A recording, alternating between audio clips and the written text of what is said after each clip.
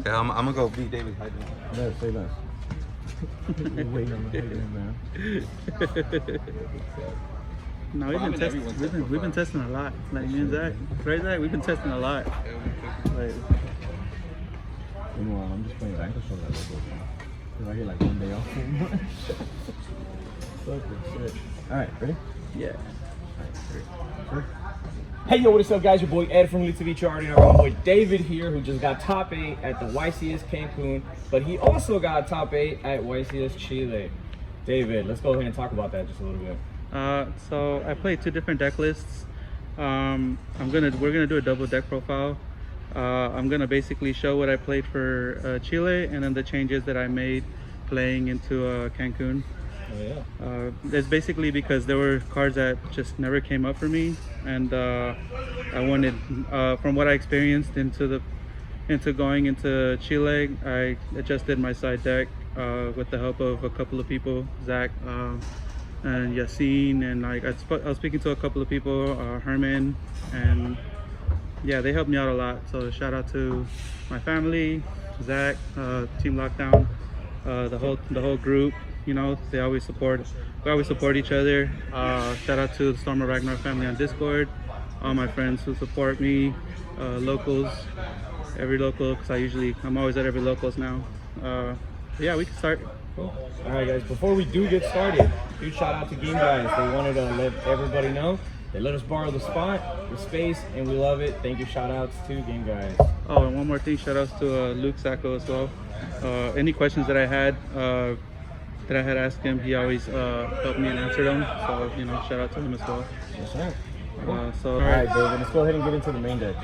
All right, so for the YCS in Chile, I played 2 Spirit. However, at YCS in Cancun, I only played 1. I kept breaking this card a lot in Chile, and it was really upsetting me. And it just made me cut it down to 1. Only reason is because the field spell can still add this. I was having issues when I was sending this to the graveyard and it would get bestialed.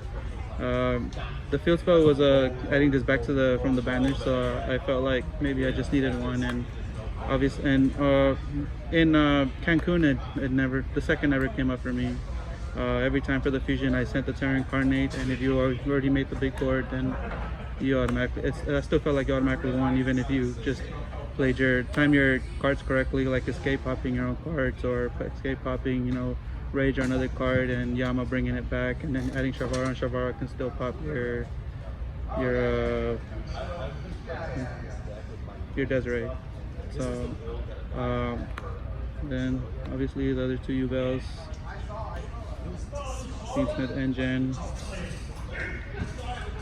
1 Shavara, Gruesom's Grave Squirmer. Also, this list is going to be for the Chile, and then I'm going to put what I cut here and, you know, what I added in to make changes in it. So I played 1 Squirmer. I kept getting hand trapped a lot, and then I wanted a second one. I guess even if you open 2, you could still do the full Fiendsmith Engine. And but yeah, I mean, I played the second one for Cancun. I didn't play the second one at Chile. I played 3 Lotus, 2 Dark Beckoning. I played 1 Ogre in Chile.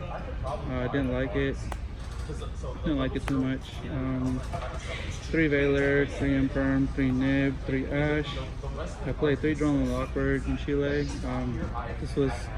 This didn't perform well enough for me, so I ended up cutting them and going into Cancun. People were still playing through it, and I just didn't really like it enough for me to want to keep it. And then I played the Millennium engine. So this card is a 1-card combo for the full Fiendsmith engine, for the full Fiendsmith board, making the Mindcracker combo. And I always wanted to add in more hand traps. This is another reason why I added the draw. I wanted to play more hand traps because I felt like 1-card combo with a couple of hand traps was like a lot better. This was a 50-card deck as well, because when I added this as more starters, I wanted more hand traps, and that's basically how I became a 50. And then for Chile, I've lowered it down to 42. The reason being is I ended up cutting these cards for Cancun because I kept playing a couple of tempais, and the Muckracker combo is not good against tempai because in Chile they were more on board breakers, even though for some reason in Cancun they were on hand traps, right? Yeah. So like, but yeah, they were on board breakers, and I didn't want to get like blown out by just playing one card, paying 4,000 life points, and then just get board breakered by tempai. So I ended up cutting this, but if tempai really didn't rely on board breakers, I would probably still play these. I played Terraforming, Nightmare Pain, Opening, 1 for 1, 2 Trapped, 3 Thrown. I ended up playing 3 Droplet for Chile. Once again, its card underperformed, at least for me. I was playing against tempai, kept getting shifted. I played like 4 tempais, 3 tempais around there. Kept getting shifted, and I just couldn't even play. This also led me to add. This also made me play a Mourner in the main deck because I could at least still play it under shifter, and it's still a Metatronus target. But yeah, I ended up cutting these out for Coconut Drago. Yeah. Yeah, this is still good against Pokemon Drago, and you can still drop it on your turn. So, and then Escape, and then the 2 cards that I added in were 2 Bestials. They were only good for 1 match, and well, 2 matches, and at one time I ended up summoning both, so, and that really helped a lot, as you know, when you go to main phase, you get the first action to link summon, so that was really good. We're gonna go to the side deck.